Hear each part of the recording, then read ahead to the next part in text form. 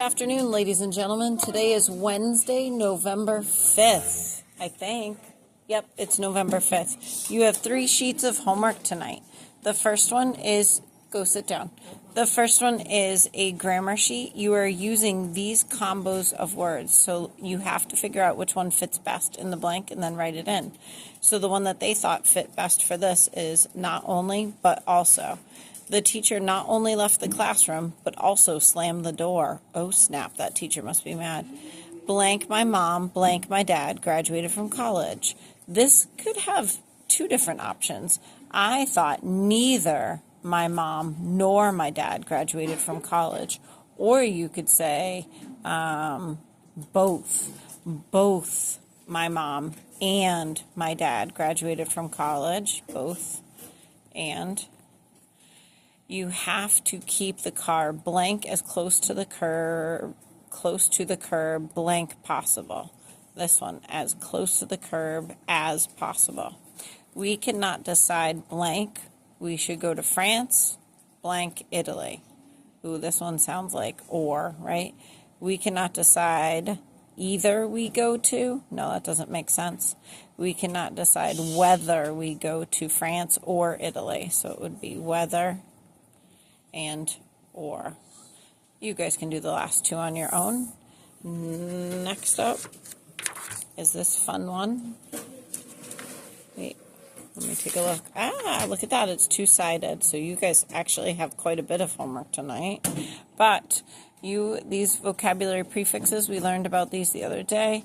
Inter comes between, con is with, com is together, and core is also together. So you would read these words and then see what the definition is. Don't be shy. Use Google, Alexa, or Siri to help you with your homework. Yeah. Also on the back are antonyms. So what you're going to do is not, Parker, cut these out and glue them, but instead you're just going to write the word underneath that is correct. So for example, what is antonym is opposite. What is the opposite of safe? That would be dangerous. Opposite of early is what I usually am, late. Opposite of difficult is easy. Cool, you got that. Next up, we have a decimal sheet. So we went over this in class today. Hopefully you were paying attention. I'm going to get closer. We are going to the nearest whole number. So what I'm going to do here is I'm going to underline the number in the ones place. And then I'm going to look to the right. Does the 2 round the 8 up, or does the 2 leave it alone? The 2 leaves it alone, so my number now stays 38. And I take off the decimal part because I'm rounding to the nearest whole number.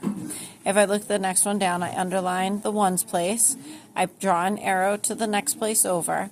Does the 4 leave the 2, or does the 4 round up? The 4 leaves the 2, so that becomes 42. I don't have to write the decimal because I'm rounding. I'm going to jump down to this one. Underline the ones place, look over to the right, and 8. Does the 8 round the 9 up, or does the 8 leave it alone? The 8 rounds up, but 9 is already all the way up there, so you have to go up to 30. And you don't have to write anything else because you're rounding to the nearest whole number. And I'm going to come down here. This says we're rounding to the nearest 10th.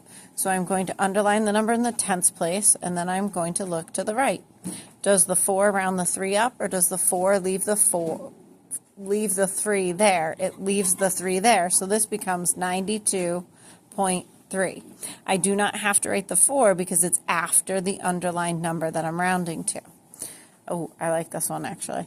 I'm going to underline the 9, look to the right, it's a 0. Does the 0 round the 9 up, or does the 0 leave it alone? The 0 leaves it alone, so I'm going to write 21.9, and I don't have to write the 0 because it comes after the underlined number.